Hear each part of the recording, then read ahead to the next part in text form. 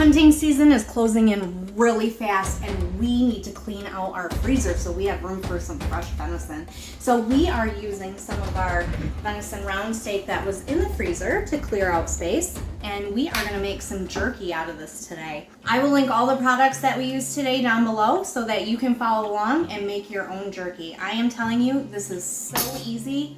Even I can do it. All right, let's jump in and make this jerky. So we have roughly 2 pounds of venison round steak here, and we are going to take it out. It actually was, we trimmed it up real nice when we processed the deer, so all I really have to do is cut it into about 1/2-inch strips.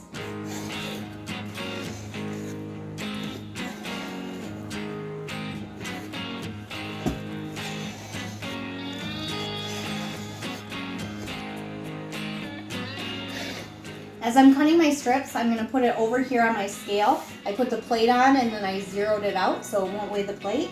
And when we have them all on here, we'll see how much we have all together so we can measure our spices out correctly.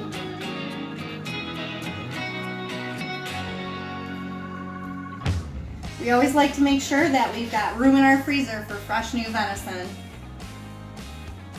So we ended up with 1 pound, 14 ounces. So roughly 2 pounds. My next step is I'm going to lay the strips out on this pan, and that's so we can season them evenly.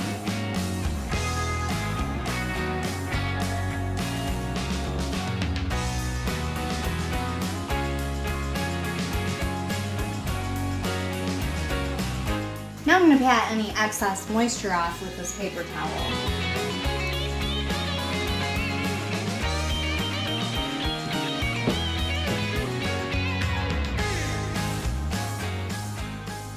Today I am using High Mountain Jerky Cure and Seasoning, and I'm using a mesquite blend.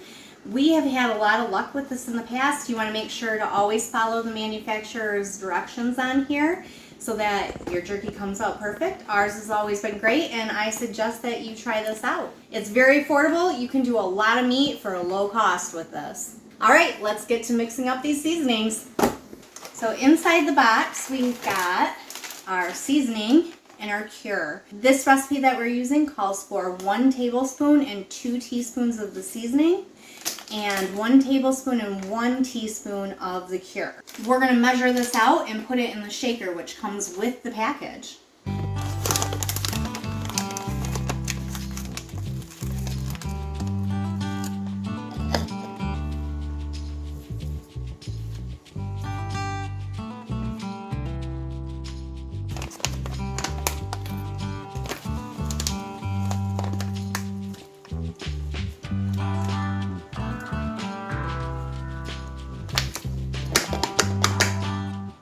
Now I need to stir this up. I'm going to use my daughter's handy dandy chopstick.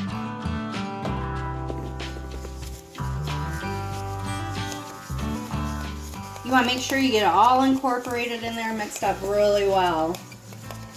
If you don't have a chopstick, use whatever works for you. Now I've got the lid on. I'm going to cover it up good so I don't lose any, and I'm going to just get it shook up, get it all incorporated in there. Shake it up real good.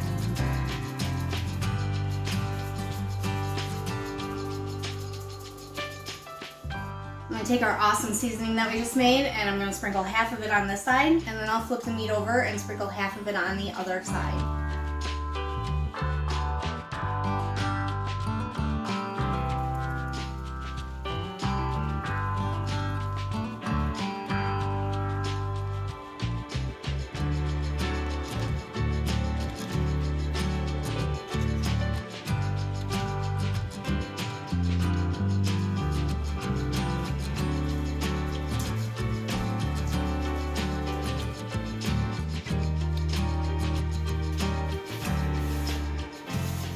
I'm gonna make sure I have all my cure and seasoning in here, so that's why I'm kind of munching this up and taking some around the edges, because we need all of it in there for it to work right.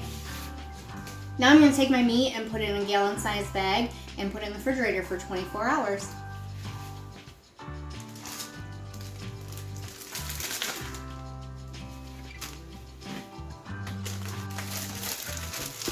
Just gonna give it a little munch here just to get some of that seasoning in there. And I'm going to make sure that the air is out of the bag the best that I can. Zip it up. And it goes in the fridge for 24 hours, and then we will smoke it.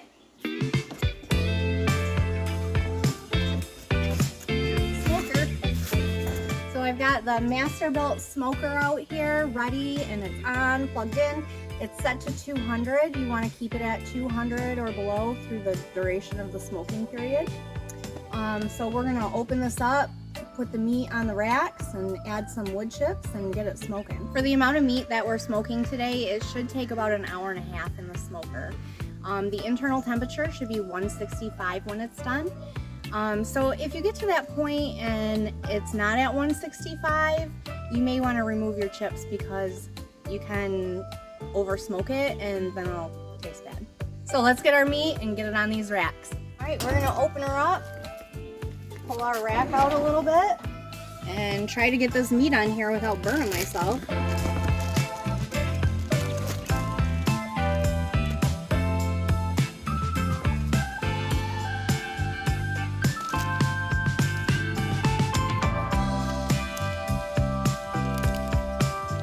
Trying to put these in here nice and even and not on top of each other and spread them out enough.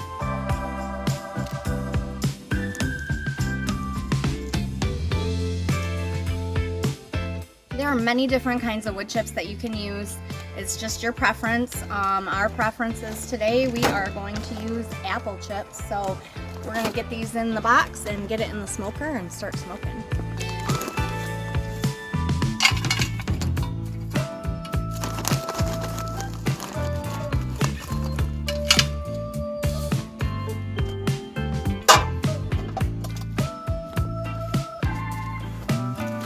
We've got this pan in here filled with water for moisture so that the meat doesn't dry out. And we're gonna put our wood chips right here. Right there. And we're ready to smoke. You don't wanna check on this too much and keep opening it up. So use this time to relax, go have a drink, go in your garden, go for a walk, whatever you prefer, but just let it smoke. Our Masterbuilt smoker has a thermometer in the door, which is handy, but you don't always want to just sit here with your meat all the time. You have other things that you're doing. So we supplement that with a ThermPro thermometer. It's got 2 probes. This probe I'm going to stick in the back of the smoker, and then I'll turn it on. We set it up here, and then this one we turn on, and this is like a remote that you can take with you anywhere, and you can set it for what temperature you want. So we're going to set it to 200 degrees, and then you can go in your garden, go in your house, do whatever chores you need to do, and it'll alarm if the temperature gets too hot, so you won't have to worry about burning your meat. I'll make sure to link this down below if you guys are interested. It's really handy, so you don't have to sit by your smoker all day. Alright guys, we have reached an internal temperature of 165 in one of the thicker cuts of meat that we have in here. So we're going to take this off. It is done. We're going to let it go inside and rest for a little bit. And here's my advice. Don't tell your children that you made this or that it's done, because if your kids are like my kids, you won't get any. Thanks for hanging out with us, guys. We're going to have lots more content coming up. Hopefully for the successful deer hunting season coming up in about 2 months, and gardening and canning. We got all kinds of stuff exploding around here. So thank you, and we will catch you on the next one.